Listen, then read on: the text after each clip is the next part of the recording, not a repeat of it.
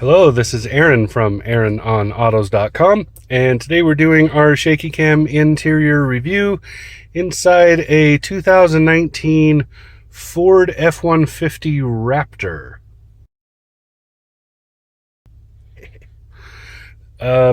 This is the, infamous Raptor, the sport model truck that pretty much every other off-road or sport truck is compared to, whether they should be or not.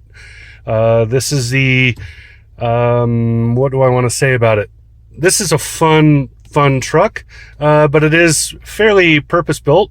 There are some additions this year, a couple of changes, mostly in the underpinnings.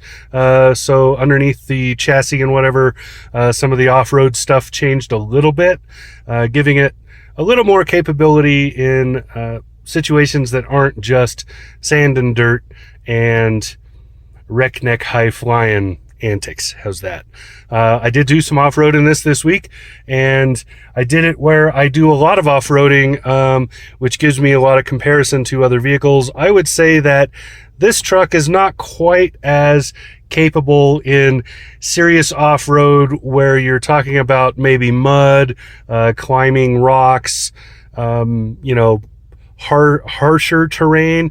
This is not quite as capable as, say, a Ram Rebel, but if you put it in its own element, which is the other half of the off-road area I like to go to, which is more it's bouncy and it's not flat. I wouldn't say that, but it's a more desert running straightaway.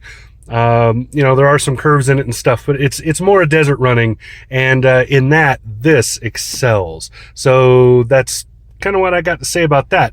This has the same 3.5 liter turbo 6 and 10-speed transmission that you'll find in a lot of F-150 models, also the Ford Expedition that we did not too long ago, and a few other Ford models as well.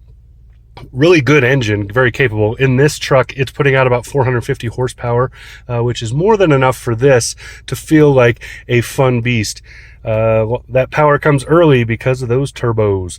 So, moving along, I've spent 2 minutes pointing at the steering wheel, which is the number one complaint I get on all my videos. All I see is a steering wheel.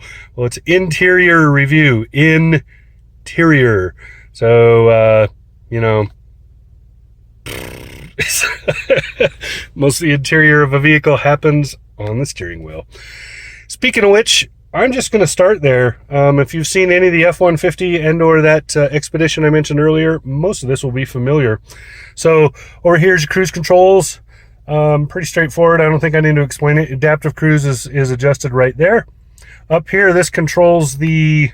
Let me think about it. I got to think about it. What is it controlling? It's controlling the driver information screen, which in this particular model is really large. I'll show that to you in a minute. Over here is your infotainment stuff and your voice control button. If you have the phone plugged in, so you're doing Android Auto and or Apple CarPlay. Did I do those backwards? No, that's right. Or anything like that, you can hold this a little extra time and it will run the phone's voice control versus the truck's. Down here, this is steering style, which is nice. It's very adjustable. I'm surprised. This is, I believe, electric assist steering. Electric assist steering, which means that instead of having a standard fuel pump or steering. Oh man, I suck at coming up with words today. Wow, hard stuff to say. All right, so which means it doesn't have a standard power steering pump like you would normally have. So it doesn't have the pump down there running off of a belt off the engine to build hydraulic power to assist with the steering. Instead, it has an electric motor that assists with the steering. That does make the steering a little more clammy, but not terribly so. Since it's still connected entirely by a shaft, you're still feeling that feedback, which is good. This allows you to swap it through the different steering modes. They're pretty self-explanatory. I can show you a couple of them right there. Normal mode is pretty fine. It's just like driving any other pickup truck, more or less, as far as how tactile and difficult it is. Sport mode makes it more difficult to turn, which is great when you're off-road. It's also a little faster on the response. There's a little less slop in it. And comfort mode does the opposite of that. Gives it lots of slop, makes it nice and blah and dead, like driving my dad's 1990s Lincoln. Over here is your telematics. Telematics. This is how you run your telephone. And this is for the different modes. So you can change modes for, boom, terrains, up and down. I was trying to remember that word again, and I just popped up the menu and it tells me the word. How's that? That's easy. So you see the different terrains. I don't need a 4x4 shift. All right, there you go. This mostly changes the responses of the truck. I wish this stuff would go away. I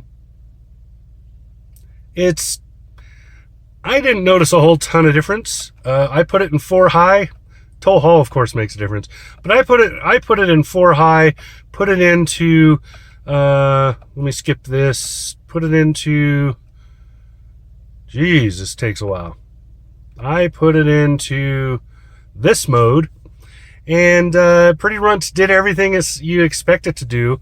The rock crawling mode is good if you need to get into 4 low and do some stuff, but honestly, if you just leave this in normal mode and you just use that to swap your different things, you get just as much out of this. You will notice some difference if you're doing very specific tasks and you switch those modes, but for the most part, you can just put it into like 4 automatic or 4 high and run around and do your thing without any issues.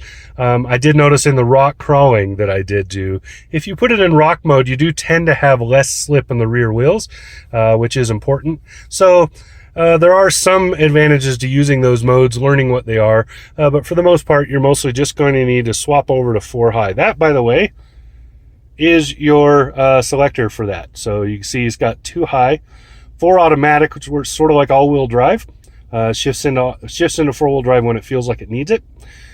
So basically, the difference between these two is this one engages the transfer case, but then clutches it, whereas that one disengages it entirely. So you get a little less fuel efficient in 4 automatic, but you have automatic responses when the going gets kind of tough. 4 high is obvious. That's 4-wheel high. 4 low is also obvious. Only works at slower speeds.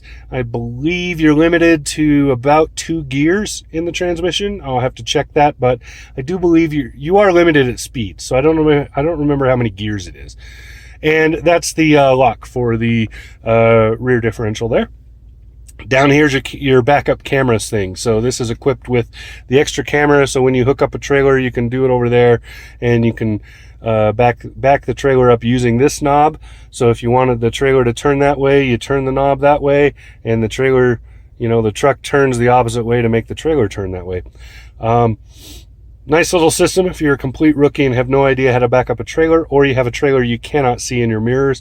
So if you're pulling like little bitty toys, things like that. And then down here's a trailer brake control. Under here you can see that there are giant paddle shifters. I like that because I do not like this shifting. I don't like controlling the gears, pushing these things back and forth. I have to look at them every time because they're not very intuitive. You put your thumb on it and you still feel like maybe you push this instead of that. I don't like this. I also don't like them on the steering column like Chevy and so forth do. This is awesome. So this gives you the control you actually need in a truck like this when you're bouncing around and you need to be able to control your gearing. Now up here is usual lighting and whatnots. Over here is the usual, no it's not, duh, it's a Ford. So on the other side of that lighting, if I can get to it, there we go, that is your washer wipers, and then this is the signal turns and the brights, and then the actual lights are down there. So see, I just completely screwed that up. Probably just gonna have to cut it and change it. So here's your cargo light, here's your dimmers, and these are pretty straightforward and standard. I don't think we need to explain much there. Down there is your parking brake, works like an American parking brake, so you pull it to set it, push it to release. This is your pedal adjustment, brings the pedals up or back according to your needs and or wants. Seat memory and door locks. Remember those door locks. They're always in a different place in every vehicle I get into for some reason, and every single time I can't find them when I need them. It's annoying. Annoying part of my job. Not for regular people that own the vehicle, I guess. Up here is your mirrors and whatnots. Pretty straightforward on that. Door handles. These pass through. I've pointed that out before, but it's important. These pass through, so if you drop your crap in here, it has a 50-50 chance of hitting over there or going down here. If it hits over there, it's in there, but it's not obstructing because you pull this like that. So the door opens like this. See? So you pull this. So if something's back in it like that, the only thing it's going to do is keep this from going back and letting the door latch, and then you'll have to fish it out. Here's some of the faux carbon fiber. We'll see a lot more of that down there through here. Pretty sure it's faux. It could be real, but I doubt it. Of course, I mean, if you're going to buy this truck for $74,000, maybe they would give you real carbon fiber. See, now I have to look it up. And I skipped these. These are pedal light controls, so you can turn on the pedal lamps at will, as well as they, come on when the doors open and whatnot. And I will point out that those mirrors there, they do extend for trailering. Excuse me, pretty standard Ford thing. Here's the sport strip to let you know that you are in a sport vehicle. It's important. That's your top center for the steering wheel, right? Looking at the dash really quick, this will look very familiar if you have seen the Expedition and or F-150 reviews I've done. Tack over there and speed over there. In here's your driver information screen. You have lots of stuff to do on that screen. I've been mostly sitting in the trip fuel section. Boom. Watching fuel economy. That's what I've been doing lately. Seeing what I can get out of this thing. 14.8 right now is based on a short little trip from here to my kids' school and back. It's not very indicative of what this can do. On the highway, you can easily be in the mid-20s. I was averaging about 23, 24. Given the big knobby tires on this truck, that's really good. You can see a few of the other options that you've got here. I won't go through all of them because they're pretty standard, but I will go and bring this up. This is really cool. So here's your meters, right? So tilt, yaw, whatnots, what's going on with the drivetrain there. Temperatures in your right now rear differential.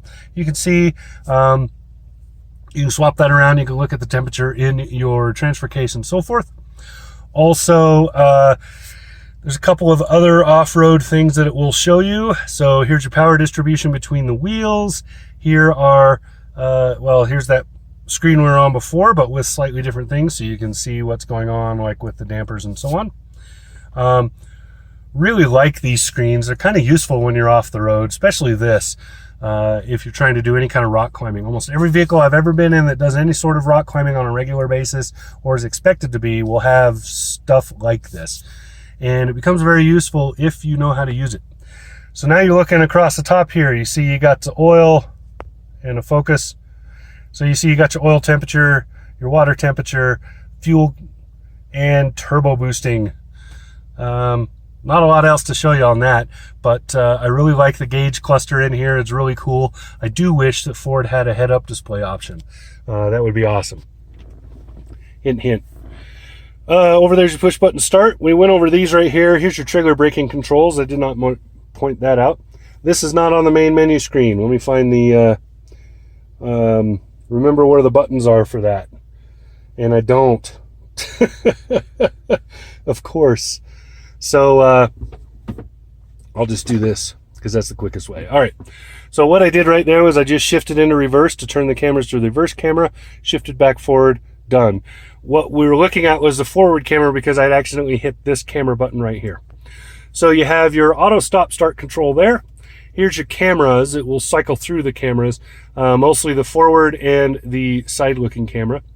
This is your Duke's lights. Over here's your crawl control, and you can use that as hill descent as well. So it's kind of all integrated in one button. Here's traction control. This is what the main menu looks like For some reason the headlights are on, so it's in headlight mode. I'm just going to shut them off. There we go. So that should change, and it didn't. There we go. So this is kind of like main menu for everything. It's where you tend to default. You can go in here, you can look at some apps. There aren't really any because I've disconnected my phone. But if your phone is plugged in and you have extra apps you want to do, you can find some mobile apps, use them, whatever. That mostly is stuff like Pandora, whatnot. A lot of vehicle settings that you should spend some time going through if you decide to own this truck, or any Ford. Some of these are pretty obvious and straightforward. You can control this display right there. You can also do the display mirroring controls either there or through the apps for the respective phones. Valet mode is important to set on this truck in particular because it is one of those vehicles that you could conceivably have a valet going to town with. And you do need to set up 911 assist and your Wi-Fi in this because Ford vehicles connect to your home Wi-Fi. If so you're parked in the garage or the driveway and it has connection to your Wi-Fi, it can do its updates from that. Important to note that. So it's important that be done. And then this button up here always takes you back there. You can see the steering wheel heat is up there. It's because in the right now, because of the cold weather and in the cold weather package, when I remote start, it automatically does that plus the bun warmers that are down there. So when you remote start the truck, it automatically turns on the steering heat and bun warmers. Just FYI.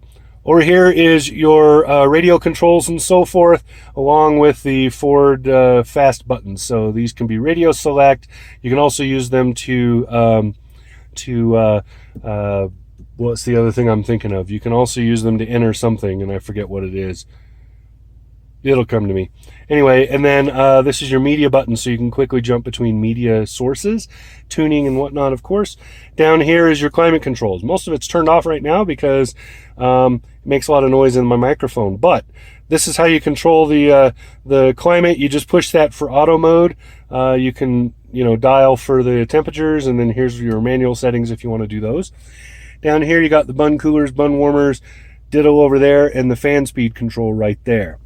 This bourgeois cover covers up a spot to drop your phone. There's some plugs. You can get 2 or 3 phones in there if you really want to, actually. It's a decent spot for the phone, but I'll show you a better spot that I use all the time because I don't tend to plug my phone in every time I get in the car. Over here, here's your drink holders. You can see it holds decent sized bottle. It will hold much bigger than this, by the way. 2 drink holders there. Here is where you can drop your phone. You can drop it sideways so it leans out. And so if your phone is shaping my hand, right? Boom. It sits in like this, wobbles around, but it's fine. This is rubberized. Good spot for your phone right there if you're not bouncing around off-road. If you are bouncing around off-road, put it in there. This here's the gear shifter. Already pointed that out. Has buttons on either side. Feels like it does, but doesn't. So over here, it feels like there's a button, but there isn't anything. It's just a grip. Up here this is your gear selectors. Up here is a trigger. Runs all the way up and down so you can grab it from any point. You pull that trigger to be able to move the shifter. Here's your shift points. And lane keeping assist. I don't know why it's there, but that's where it is. Lane keeping monitor. Yeah. This has both, but yeah, I think that's for the monitor only. Nice big hand doohickey, and then also boom, lots of storage, like lots. So there you go. I'm getting text messages. I guess my Bluetooth is still connected. Also, I didn't point out over here, 12 volt plug and 120. Blah. I think it's listed as 110 with 400 watt max, but everybody knows that those are really 120s. That little shelf, kind of useless. Can't get anything in it that's worth keeping in it, and it doesn't really do anything but add aesthetics. Dark interior, not a big fan of that, but I do like that they offset with this beautiful blue, which is a suede feel. Very, very well done. I left my load straps in here. I was hauling some stuff in this because, pickup truck.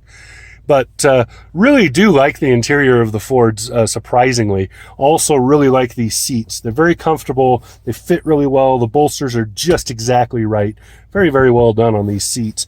The back seats are also really good. Even the middle spot. Like most pickup trucks, this has a huge amount of seating space. Also, those seats fold up for a flat floor in the back. I had this loaded with stuff going to a recycling dumpster. So it was leftover Christmas boxes and whatnot, and folded that up and got a ton of stuff piled in this thing. It was great. And more drink holders. There's also some other stuff down on the bottom of this, but for the most part, that's the interior of this Raptor. A couple other things I should point out, by the way. Here's all your auxiliary switches if you want to add extra stuff. Already there, already done. Really, really cool. I don't think I've seen that outside of the Super Duty series, so that's pretty cool. And then up here this has the panoramic sunroof, so here's your controls for the cover for that, and then the sunroof itself. And then here's lighting controls for in the cabin. Really cool. I really like that. And here's where you stash your Bubba glasses. So that's what you got. This is the wreck neck is what I like to call it. So it's the 2019 Ford F-150 Raptor. Really cool truck. Had a lot of fun in this thing. Very, very well done. So thank you, Ford, and thanks for watching. This has been Aaron from AaronOnAutos.com. Talk to you again soon.